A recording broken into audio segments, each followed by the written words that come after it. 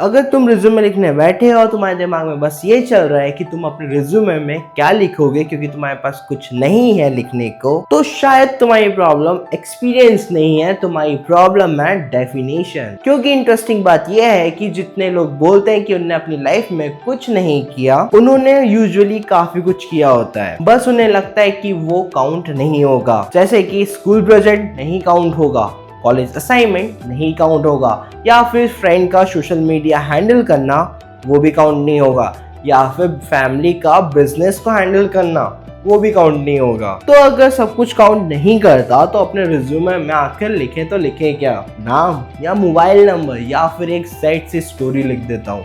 Problem ये नहीं है कि तुमने अपनी लाइफ में कुछ नहीं किया, प्रॉब्लम ये है कि तुम बस पेड एक्सपीरियंस को ही एक्सपीरियंस समझते हो, और यही मिस्टेक ऑलमोस्ट हर फ्रेशर करता है। सोचिए कंपनी इंटरव्यू ले रही है, वहाँ पे कैंडिडेट आता है और बोलता है कि भाई साहब मैंने कुछ नहीं किया। वहीं पे दूसरा कैंडिडेट आता है और वो बोलता है भाई साहब मैंने अपने कॉलेज फेस्ट का रजिस्ट्रेशन प्रोसेस को हैंडल किया है, वहाँ पे 3000 से ज्यादा लोग आए थे जिनको मैंने ही हैंडल किया है। दोनों ने शायद सेम लेवल का काम किया हो, पर डेफिनेशन सिर्फ लैंग्वेज की है। पहले बंदे ने बस एक्टिविटी दिखाई और वहीं पे दूसरे बंदे ने अपनी स्किल्स दिखा दी, और कंपनी को एक्टिविटी नहीं स्किल्स चाहिए। तो रिज्यूम में लिखने का पहला रूल, एक्सपीरियंस मत ढूंढो, एविडेंस को कलेक्ट करो। जैसे कम्युनिकेशन का एविडेंस हो गया, या लीडरशिप का एविडेंस हो गया, या फिर रिस्पॉन्सिबिलिटी का एविडेंस हो गया।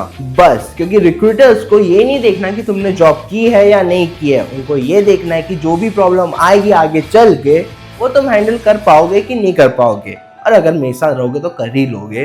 अब दिक्कत यहाँ आती है कि लोग अपने रिज्यूमे को बायोग्राफी समझ लेते हैं। जैसे कि उनने क्लास 5 में ड्राइंग कंपटीशन जीता था तो वो लिख दिया, या फिर क्लास 8 में वो मॉनिटर थे तो वो लिख दिया, या फिर क्लास 10 में 100% अटेंडेंस थी तो वो ही लिख दिया भाई साहब ने। यहाँ पे ये समझो भाई, यहाँ पे रिक्रूटर तुम्हारी बायोग्राफी पढ़ने नहीं आया है, उसके पास ऐसी बायोग्राफी के 200 से ज्यादा रिज्यूमे होंगे, उसको बस प्रूफ चाहिए, स्टोरी नहीं चाहिए। तो अगर तुमने सच में अपनी लाइफ में कुछ नहीं किया तो जाके एक प्रोजेक्ट बनाओ। अगर वो भी नहीं बना सकते हो तो मेरी प्रोफाइल में जाओ, वहाँ पे एक डेटा एनालिस्ट का प्रोजेक्ट तुम्हें मिल जाएगा, वही देख के बना लो। क्योंकि ब्लैंक रिज्यूमे की प्रॉब्लम सिर्फ रिज्यूमे से सॉल्व नहीं होती है, प्रॉब्लम सॉल्व होती है एक्शन लेने से। अगर तुम्हें डेटा एनालिस्ट बनना है तो जाके सिंपल सा एक एक्सेल का प्रोजेक्ट बना लो, या फिर तुम्हें अगर मार्केटिंग में जाना है तो कैंपेन का एक प्रोजेक्ट बना लो, या फिर अगर तुम्हें कंटेंट क्रिएशन में जाना है तो 5 कंटेंट कैंपेन स्टार्ट कर दो।